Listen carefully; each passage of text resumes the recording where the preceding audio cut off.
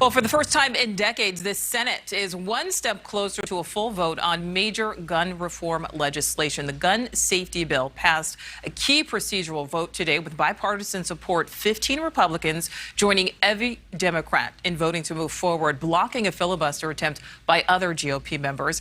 And it came as the Supreme Court dealt a big victory to gun rights supporters, striking down a New York law limiting who was allowed to carry firearms in public. A handful of other states do have similar laws on the books. And NewsNation correspondent Paul Gerke is live in New York City. So, Paul, the ruling will really have a far-reaching impact. It will. The long and short of it right now is that the Supreme Court believes Americans have the right to carry weapons in public. This is their first ruling on firearms since 2010. You might recall the court's decision then solidified your right to keep one in your own home for self-defense. This is a major deal here in New York, which had one of the most restrictive concealed carry laws in the entire country.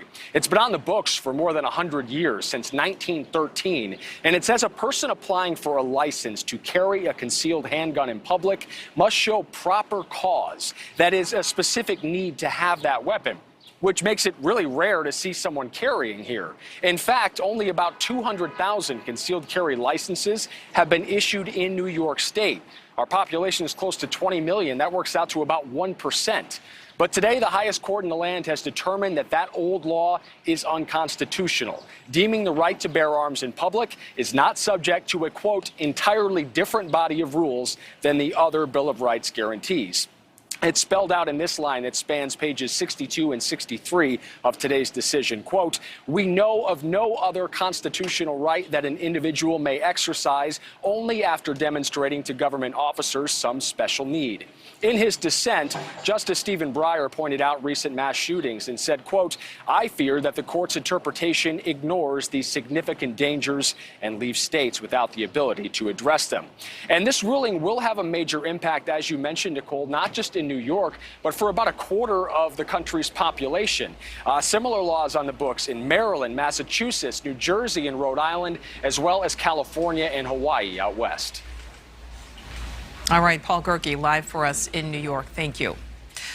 Well, high crime rates are becoming a major concern as summer gets underway here in the U.S. According to our new NewsNation Decision Desk HQ poll, 21% of Americans are very worried they or someone in their family could be a victim of a violent crime. And nearly 40% are at least somewhat worried. Now, another high-profile Democrat says the U.S. needs to fund police to keep people safe. Stacey Abrams insisting that she will do just that, saying higher pay for officers would lead to fewer negative interactions or use of force incidents.